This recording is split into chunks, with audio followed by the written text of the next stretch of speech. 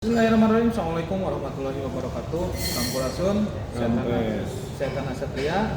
Jumpa lagi di DMK Channel Official. Kali ini saya langsung ditemani dengan Bapak Doni Mulyana Kurnia atau lebih kenal dengan DMK. Nah, sekarang ada bisik-bisik tentang hiruk pikuk di Kadin. Nah, seperti apa sih hiruk pikuk yang lagi rame ini nih? Nah, kita dengarkan langsung penjelasannya dari Bapak Doni Mulyana Kurnia. Assalamualaikum, Pak. Waalaikumsalam. Ya, sekarang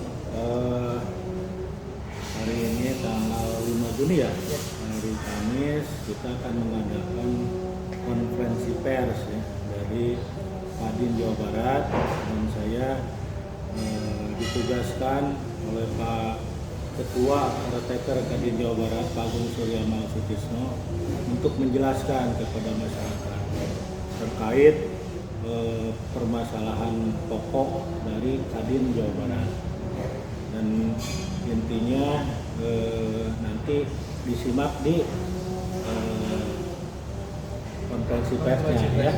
Jadi kalau sekarang mah yang jelas Kadin Jawa Barat berkomitmen ya untuk mendukung program-programnya Kang Deddy mau jadi ya Kadin. Itu aja mungkinnya yang bisa saya.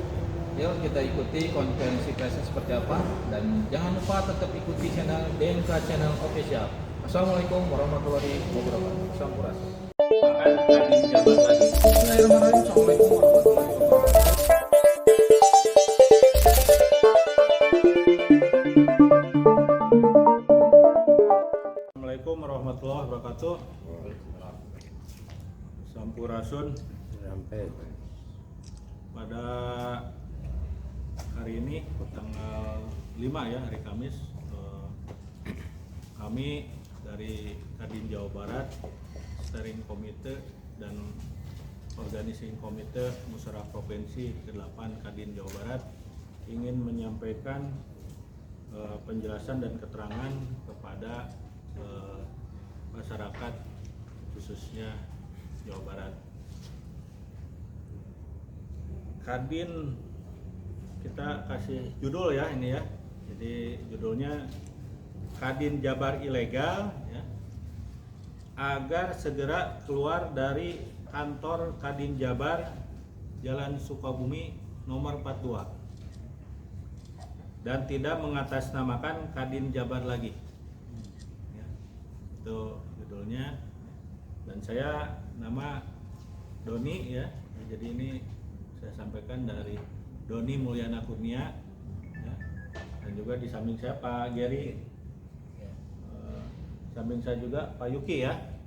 Ini kita bersamaan menyampaikan permasalahan Kadin Jabar ini ya. Dengan diterbitkannya surat peringatan kedua dari Ketua Caretaker Kadin Jabar,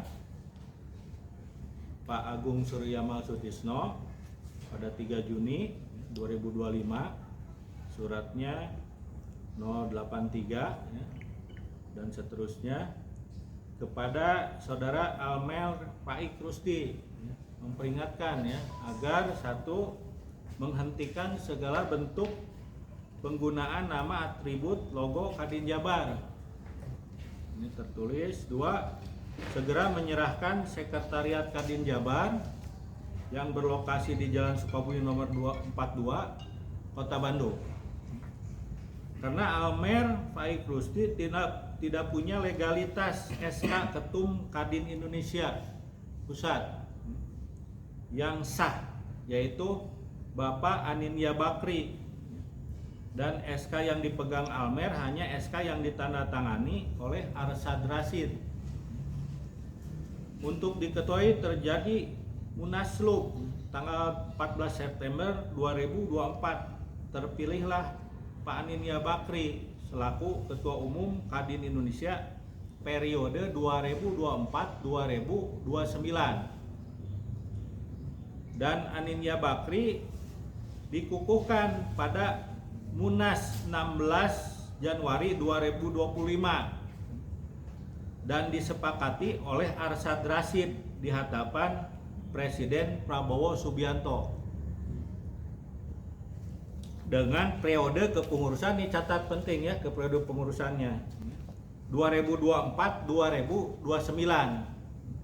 Sehingga dengan pengukuhan ini menetapkan bahwa seluruh produk SK Ketum Anindya Bakri sejak terpilih ketum pada Munaslup adalah sah secara hukum, dan secara otomatis seluruh SK yang diterbitkan Arsyad Rashid batal dengan sendirinya.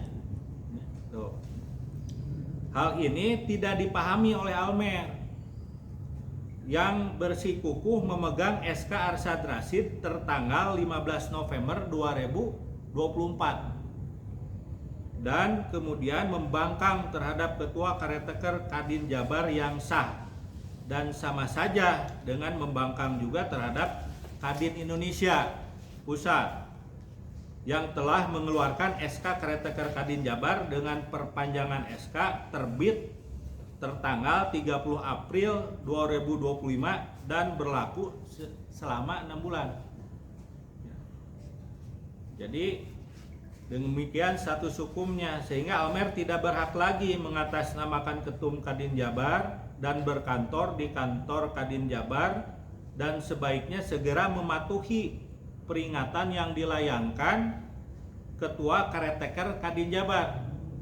Karena kalau tidak mematuhi Karetaker Kadin Jabar yang notabene adalah Kadin Indonesia Pusat, ya, sekarang sudah peringatan kedua, besok kita layangkan peringatan ketiga, itu akan kita cabut keanggotaannya, gitu, ya, dari Kadin ya, keanggotaan dari Kadin, karena sudah membangkang ini, kan gitu, ya. Nah, dan saya sendiri selaku steering komite Kadin Jabar didampingi dengan OC untuk melaksanakan musprop. Tentu saja ingin ketenangan kita nih, ya gitu, ya. Dan kita akan melaksanakan musprop itu setelah kantor Kadin Jabar itu dikuasai sepenuhnya oleh Karetaker Kadin Jabar, gitu. Dan kita, ya, akan menghasilkan Ketua Umum Kadin Jabar yang baik, bisa mempersatukan seluruh pengusaha di Jawa Barat dalam mendukung program-program Pak Gubernur Jawa Barat, Kang Deddy Mulyadi. Ya, kita tegak lurus nih dengan KDM, ya, untuk meningkatkan perekonomian Jawa Barat sehingga tumbuh lebih baik dari sebelumnya. Kami percaya Gubernur Jabar dan jajaran Pemprov Jabar dapat memahami hakikat kebenaran posisi Kadin Jabar. Bahkan pada tanggal 22 Maret 2025 di Purwakarta terjadi pertemuan Gubernur Jawa Barat KDM bersama Pak Anindya Bakri dan Pak Agung Suryamal, berkomitmen untuk membereskan Kadin Jabar menjadi satu Kadin dan tidak ada dualisme Kadin Jabar. Itu prinsip dasarnya. Sudah barang tentu baik Pemprov Jabar dan juga aparat penegak hukum di Jawa Barat berkewajiban membantu Kadin Indonesia sebagai mitra pemerintah sesuai Undang-Undang Nomor 1 Tahun 1987, menegakkan aturan yang berlaku dan mewujudkan satu Kadin Jabar dan tidak ada dualisme lagi. Di bawah kepemimpinan yang sah adalah Agung Suryama selaku Ketua Karetaker Kadin Jabar yang mendapatkan SK dari Anindya Bakri selaku Ketua Umum Kadin Indonesia Pusat. Dan ini dipertegas dengan Kadin Indonesia telah menerbitkan surat edaran nomor 2230 dan seterusnya perihal pemberitahuan pengurus Kadin Jabar yang sah adalah Agung Suryamal Sutisno selaku Ketua Karetaker Kadin Jabar, yang ditujukan kepada, nih surat edarannya, ya, sudah disampaikan nih kepada Gubernur Jawa Barat, Ketua DPRD Jawa Barat, Kapolda Jawa Barat, ya, Pangdam Siliwangi, ya, dan Kajati Jawa Barat. Dan Kadin Indonesia di bawah kepemimpinan Anindya Bakri, ya, tidak mengakui dan tidak pernah sekalipun, ya, mengundang Almer dalam setiap acara Kadin Indonesia Pusat. Itu mungkin yang perlu kita sampaikan kepada media. Mudah-mudahan bisa sampai ke masyarakat Jawa Barat semuanya sehingga memahami. Demikian yang bisa saya sampaikan ya. Mungkin ada tambahan dari Pak Geri? Sudah cukup Pak Iki? Oh, cukup ya. Jadi itu yang kita sampaikan, dan kalau mau ada tanya jawab silakan. Wassalamualaikum warahmatullahi wabarakatuh. Batas tenggat waktunya sampai kapan nih? Oh, kita akan kasih tenggat waktu dari setiap peringatan itu yang terjadi ini hanya 3 hari Pak ya. Jadi besok akan dilayangkan peringatan ketiga ya. Nah dari hari besok berarti 3 hari kemudian ya, yang tanggal 6 ya, tanggal ya ya, jadi kan besok itu tanggal 6 ya 7, 8, 9, tanggal 10 sudah harus ya harus ada keluar kan gitu. Itu mungkin ya. Kalau tenggat waktu ya. Ya. Kalau misalkan nggak keluar juga apa? Pertama kita akan berkoordinasi dengan aparat penegak hukum. Nah itu karena saudara Almer ini tidak berhak ya secara hukum ya, itu kita akan gugat ya kan gitu ya secara hukum di pengadilan, dan mungkin juga ya bisa dilakukan pengusiran paksa ya bersama kepolisian Jawa Barat, karena kepolisian juga sudah paham ini ya kondisinya, situasinya, dan mudah-mudahan semua aparat penegak hukum bisa mendukung yang benar kan gitu kan ya. Karena sekali lagi sudah jelas hitam putihnya ini ya, itu aja mungkin Pak. Kalau ini yang melatar belakangi dari Almer sendiri dengan mengukuhkan dirinya sebagai ketua umum Kadin Jabar itu apa sih Pak latar belakang dia sampai dia kekeh itu menganggap bahwa dirinya itu sebagai ketua? Iya, jadi dia kan berpegang pada SK-nya Arsyad Rashid ya Iya. gitu. Pada saat terjadi Munaslup kan Arsyad Rashid itu belum menerima ya gitu ya Munaslup ini, sampai ya terjadi dualisme lah di pusat juga kan gitu kan. Tapi setelah 16 Januari kan ya 16 Januari itu di pusat sudah tidak ada dualisme lagi karena sudah dikukuhkan Pak Anindya Bakri, bahkan pengukuhannya dengan periodisasi 2024 sampai 2029. Berarti pengukuhan ini mengukuhkan juga selain nama Anindya Bakri adalah produk-produk hukum ya hasil dari Munaslup gitu, diakui gitu kan dengan pengukuhan ini kan gitulah kira-kira. Selama ini Almernya ada klaim nggak Pak?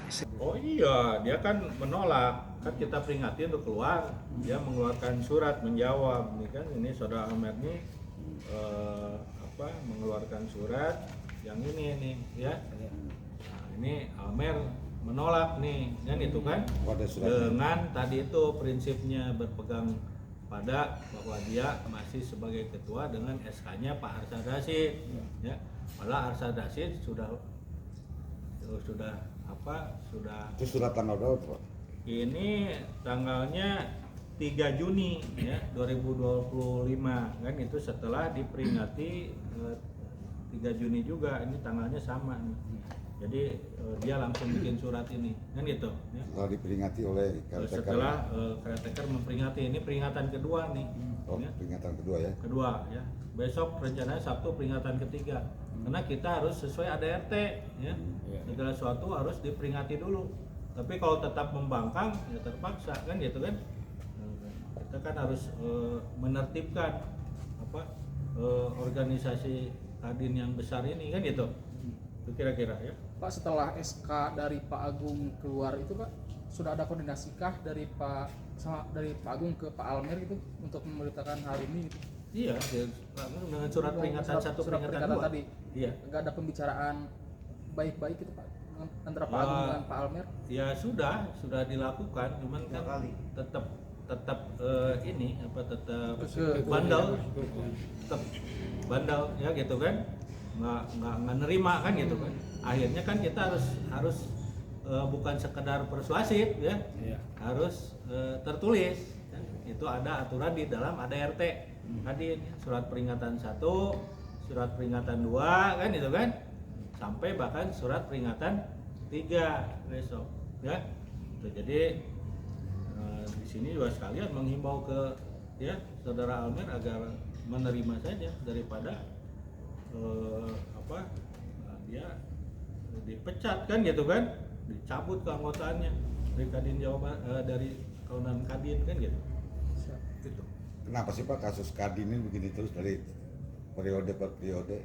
Kemarin begitu juga, akhirnya ada juga yang ditangkap, ditahan. Oh iya. Kenapa sih begitu? Kayaknya subur bener ya politik di ekonomi di sini. Jadi begini ya, jadi kita itu ya sebetulnya berpijaknya itu pada ADRT ya apapun ya gitu kan. Nah ketika ada perselisihan paham segala macam itu dikembalikan kepada aturan gitu ya.